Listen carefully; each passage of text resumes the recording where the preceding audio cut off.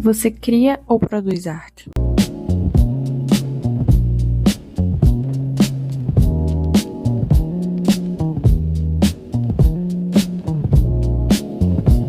A criatividade é quase como uma reação química do nosso cérebro, resultante dos componentes culturais que a gente absorve durante a nossa vida. Porém, existe um fator relevante para essa reação acontecer, que é o ócio, o repouso, o descanso da sua mente.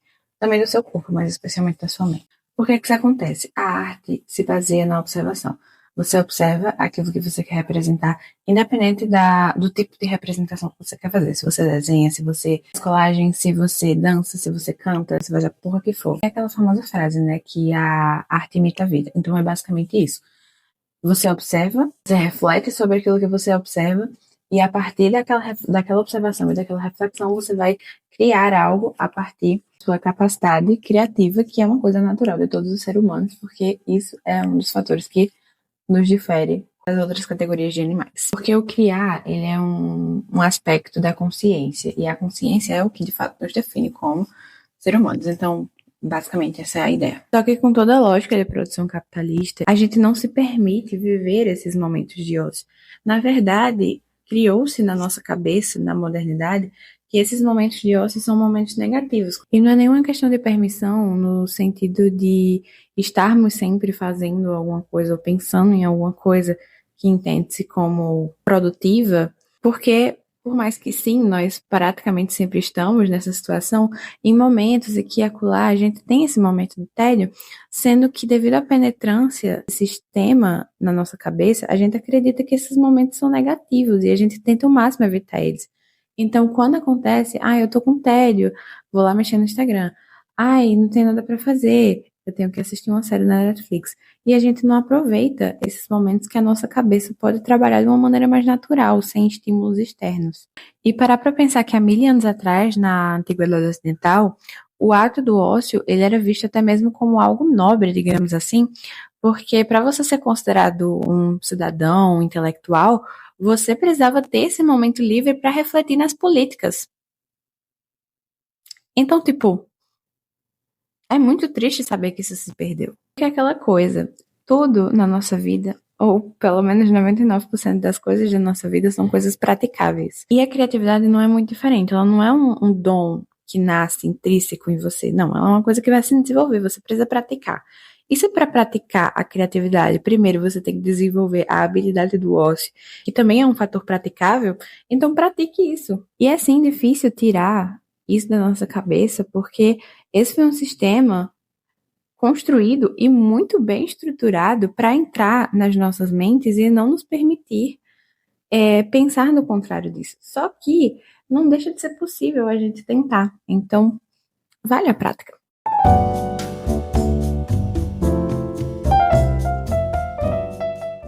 Ademais, vamos aprofundar nesse tópico de dom versus treino. É válido relembrar que o processo criativo e o processo artístico, eles se baseiam numa lógica de conhecimento. Não é que você nasceu com um superpoder de desenhar, é porque você treinou. Nem que seja um treino extremamente pessoal, que você desenha desde criança e aí você foi melhorando sozinho de uma forma autodidata, ou se você faz uma faculdade, ou se você faz um curso de 5.000 reais, enfim, você treinou, você aprendeu aquilo. Mas ainda assim, na contemporaneidade, vem-se a ideia que você só consegue criar e você só consegue fazer o produzir artístico se você nasce sabendo fazer aquilo. No tempo das redes, a gente observa essa problemática muito mais forte do que era anteriormente, porque as pessoas passam muito mais tempo na frente de telas, recebendo uma enxurrada de informações rápidas, muitas vezes inúteis, inclusive. Para que eu tenho que melhorar o meu desenho se eu posso usar o ChatGPT para corrigir os erros que eu cometi? Por que eu gastaria o meu tempo de leitura lendo sobre o processo criativo se é só olhar o Pinterest? Tem muitas artes legais, é só copiar. Que cor eu devia pintar essa parede? Acho que eu vou olhar no TikTok. E ainda é preciso falar sobre a necessidade do mostrar. Ou pelo menos mostrar o que é bom. Muitas vezes a gente só procura fazer arte se a gente for mostrar aquela arte. Por exemplo, a gente começa a fazer um desenho, o desenho não tá saindo daquela forma que a gente tá querendo muito, daí a gente para de fazer o desenho, a gente não conclui aquele projeto, porque ele não vai ficar bom o suficiente para postar nos stories, por exemplo. Pior que isso, muitas vezes a gente nem começa porque a gente acredita em não ter a capacidade de concluir aquele projeto. E se a gente acredita que a gente não tem a capacidade, não tem para que a gente fazer, porque a gente não vai poder mostrar para ninguém, porque vai ficar feio. Ah, não, vou arrancar essa folha do meu sketchbook fora porque ficou muito feio para postar. Sendo que a arte feia é o que faz a nossa arte bonita. Quer dizer, vocês acham que, sei lá, Michelangelo nasceu com aquele talento? Claro que não. A aula de arte, por muito tempo, ele foi auxiliar antes de se tornar o que a gente conhece hoje em dia. Então, assim, se não fosse pelos erros, a gente não teria acertos.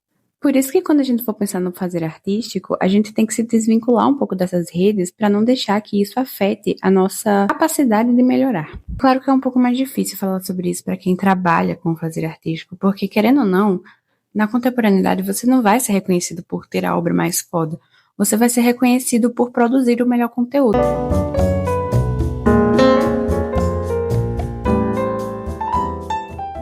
Dessa forma, é necessário que nós trabalhemos mais a nossa criatividade a partir de um mini projeto criativo. Como seria, então, esse mini projeto criativo? Primeiro você tem que colocar na sua cabeça que isso que você vai fazer, independente do que seja, deve ser completamente desassociado das redes. Ou pelo menos, se não completamente desassociado das redes, você pode sim mostrar uma coisa aqui e acolá que você fez, que você gostou, só que, por favor, não faça com o intuito de expor nessas redes. Isso é essencial.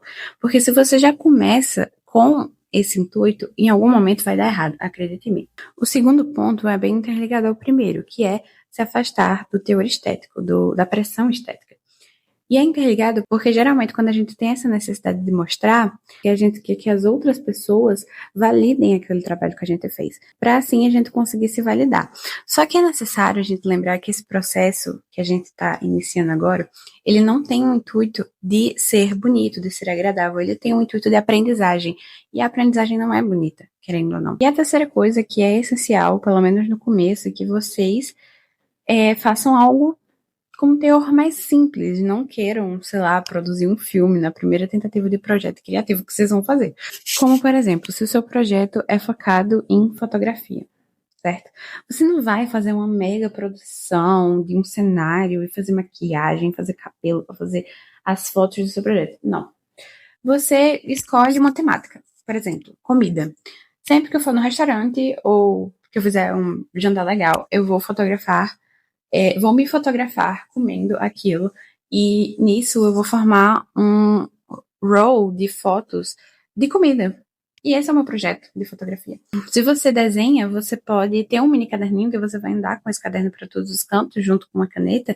E aí, sempre que você vê algo que é agradável aos olhos e você puder fazer um rascunho daquilo, uma coisa super rápida, tipo 5 minutos, faça. E aí, aos poucos, quando você concluir esse projeto, concluir mais projetos com essa lógica, você pode avançar um pouco essa ideia juntando aquilo que você vê com aquilo que você sente. Então, você vai sim colocar um pouco mais de criatividade, como, por exemplo, tá, tudo bem, eu vou fazer o projeto de fotografia, daí eu concluí o meu projeto de fotografar comidas. E aí eu vou fazer um segundo projeto de fotografia de comidas e ao invés de só fotografar a comida, eu vou fazer alguma coisa legal, sei lá, vou comer uma salada. Daí eu uso os olhinhos de tomate, faço uma boquinha com cenoura.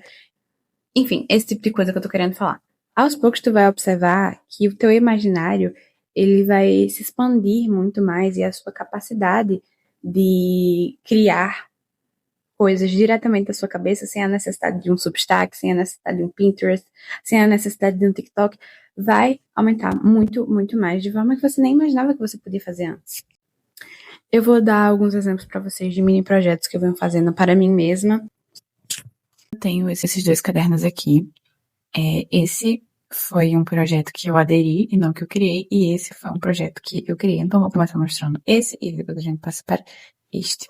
O Diário de Arte é um caderno barra livro feito por uma collab da Flor de Mim e a Femingos. E a proposta dele é você trabalhar o seu processo criativo a partir de desafios que já vêm pré-definidos no livro. A criatividade não é um dom mágico reservado para alguns. Ela ocorre em etapas e qualquer pessoa pode aprender a desenvolver essa habilidade. Cada fase desse diário foi pensada para te fazer trilhar esse caminho criativo. As fases aumentam de complexidade gradualmente, estimulando sua autoconfiança criativa. Na fase 1, você irá colecionar referências. Na fase 2, você irá experimentar para descobrir tudo que você é capaz de criar. Na fase 3, você irá se expressar, explorando o mundo que existe dentro de você. E na fase 4, você viverá conectando tudo que aprendeu. Começo da primeira fase. Aí aqui tem as propostas de cada desafio, que tem o título do desafio que você vai encontrar logo depois nessa listinha aqui, sendo que nessa página tem a explicação bem direitinho. Coloquei esse post-it aqui porque faz muito tempo que eu tô enrolando pra fazer essas páginas e eu preciso me lembrar, então coloquei esse post-it pra marcar. Dando um exemplo, vamos começar do começo, né? O primeiro que eu fiz foi esse aqui. Você vai precisar de um colabastão e de vontade de observar o mundo. Colete no ambiente coisas que você julgarem interessantes. Conte tudo colando da forma que preferir no papel. Faça intervenções com uma caneta. Então, o que eu fiz nesse primeiro desafio foi um junk da encomenda, né, que eu recebi. Pintei as minhas unhas com ele pra fazer um vídeo de unboxing do caderno. Então, eu coloquei a embalagem aqui, usei o próprio esmalte pra pintar essa parte, ó. E fiz esse desenho que ficou uma bosta, mas tudo bem. Inclusive, cada fase tem 15 desafios, mas se eu não me engano, você tem 20 folhas. Então você pode repetir um desafio que você gostou muito, ou você pode acrescentar novos desafios para fazer nas folhas livres. Então, eu, por exemplo, quis colocar informações dos meus artistas preferidos, então eu comecei e nunca terminei, por isso que eu também botei post-it.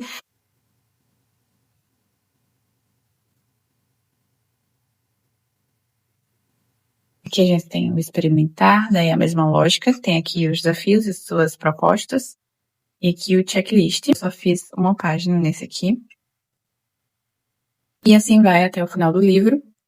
Eu acho muito legal a ideia, porque como a própria proposta do produto diz, você vai trabalhar sua capacidade criativa a partir de experimentos, usando as coisas que você vê ao seu redor. Então, eu acho isso deveras interessante. E claro que, por mais que seja uma coisa que você vai lá na loja e compra, também tem a possibilidade de comprar um caderninho daqueles baratinhos da Shopee, que é tipo R$ 15, e pesquisar algumas ideias pra fazer da forma que vocês preferirem.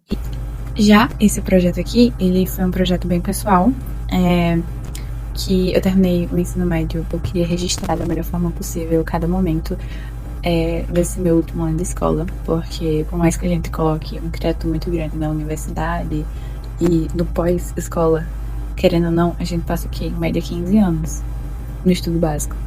Então, eu acho muito importante fechar esse ciclo com chave de ouro, e eu acho que eu fiz isso. O que eu fiz foi coletar memórias. E na primeira página eu fiz uma capa, né, em que eu coloquei uma foto que eu tirei no primeiro dia de aula e a primeira foto que a gente tirou da turma junta. Eu acho que eu vou mostrar só as minhas spreads preferidas, porque essa aqui não é uma das minhas preferidas esteticamente, mas ela é muito legal, que foi o meu último material escolar. Então aqui tem os cupons fiscais, a foto do meu material.